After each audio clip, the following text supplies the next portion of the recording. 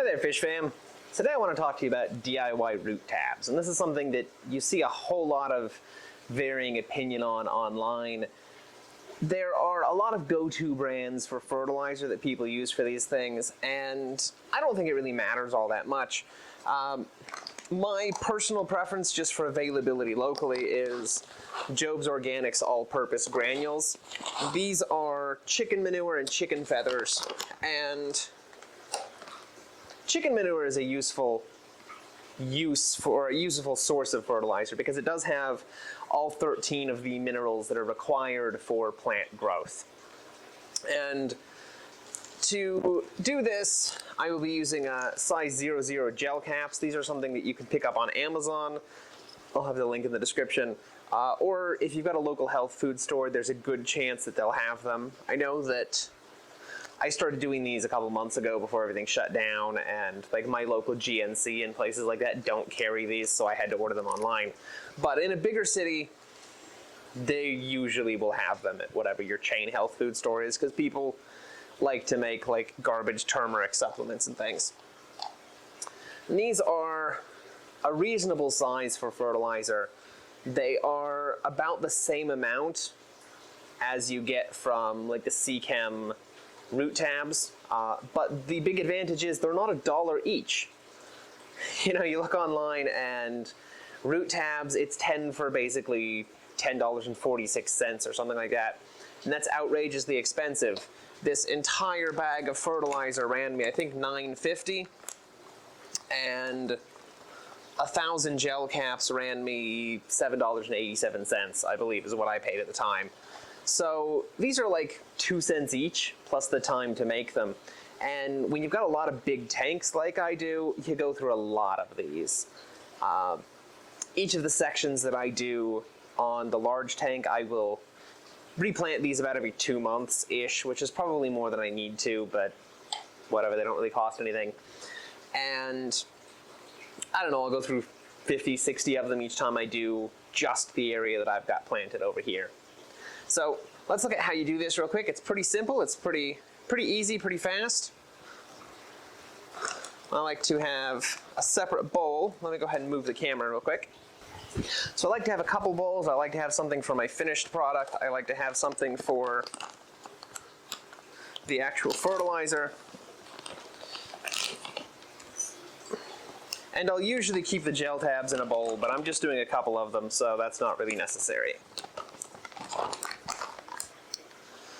And the thing that I've found just the most convenient for this is to just sit down and spend 5 minutes working on it. So what I'll do is I will pull the tops off of the gel tabs and set them aside.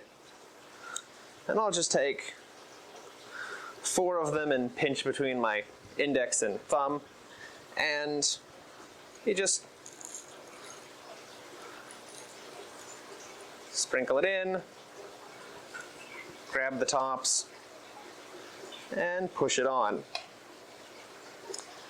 So the time involved in this is basically nothing. It works out to like 3 or 4 seconds per tab. So there's not really any good reason not to make your own unless you just don't trust the fertilizers that are available. Part of why I like to do this is if I have plants that require more iron or something, I can put some rusty steel wool bits in here with it. I don't really like to dose iron in the water because it does promote algae growth, but if you do something that is like rusty iron, like steel wool, bacteria will actually break that iron down into usable iron too for the plants. It takes a while in a garden, but it does happen pretty quickly in an aquarium because it's always submerged.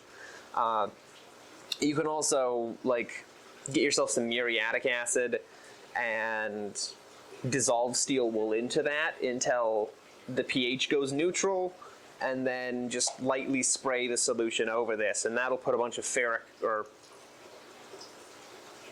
I don't remember if it's ferric or ferrous. It'll put iron 2 chloride into your fertilizer and give you an extra iron boost. It's also a real good way for me to plant things like the crappy Chinese seeds. You just, once you've got it full, sprinkle a couple of the seeds in, close it up, and you're good to go. And that's a whole lot easier than trying to get whatever substrate you want and like wrap it in tissue paper and put the seeds in and then try to sink the whole assembly and hope the seeds don't float out. This works really well. These do float, so if you have issues planting them, you can retrieve them again. Let me show you how I usually plant these.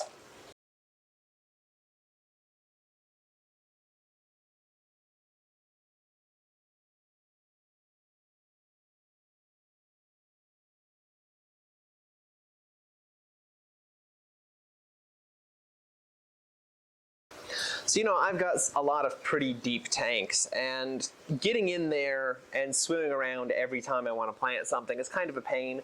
I do like getting in there with the fish. They do interact with me a little bit, but, you know, I don't always feel up to it, and I don't always have a couple hours to get all of that ready. So what I have is one of these little pickup claws that you'd normally find at a hardware store for automobiles. And they will have those for like 12, 16-inch ones, and I've got a 36-inch one here. You press the piece on this end, and a claw comes out. And I will simply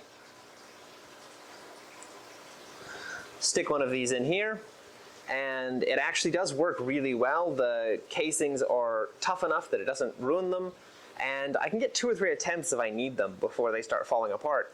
And I will just use this and I will push it into the soil. And the substrate will go around the pill enough that when you release it with the claw, probably 19 times out of 20, the capsule will stay there and this part will come out cleanly.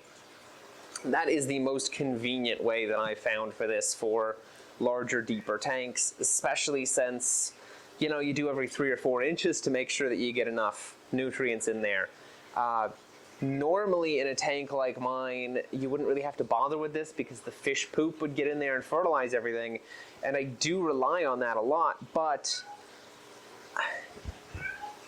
I've got Corydoras, and the Corydoras kick up all of the poop as it's rotting and get it into the water, and then it gets picked up by my filter floss. So probably only 10% of the actual waste that's made in this tank ends up making it into the soil, and the rest of it just gets pulled out when I change the filter floss every day. So this is a really good way to do some additive for basically zero money. That's all I've got for today. Hope that's something that you guys found useful. I guess a closing note on this, something that I meant to mention earlier, when you get fertilizer, it's a good idea to get the organic stuff, again, first, because chicken manure is a really good source of minerals. But also, you don't want something that's made up of a bunch of chemical additives, because the chemical additives will usually be water soluble. And what you want to look for on the backs of the bags, you've got the total nitrogen, and this one is 1.2% water soluble nitrogen.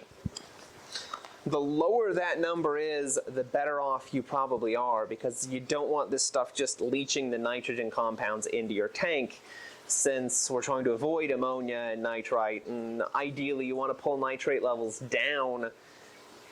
You don't want something that's going to make those skyrocket in a general purpose tank. If you really have a good idea of what you're doing with plants and things, high nitrate levels or moderate nitrate levels are okay, but for most people, getting something that's not high water solubility nitrate where you can bury it and it'll stay there and the plant roots can make use of it works really well, even for a lot of leaf feeders like swords. So that's something that you want to watch out for with whatever you choose to get.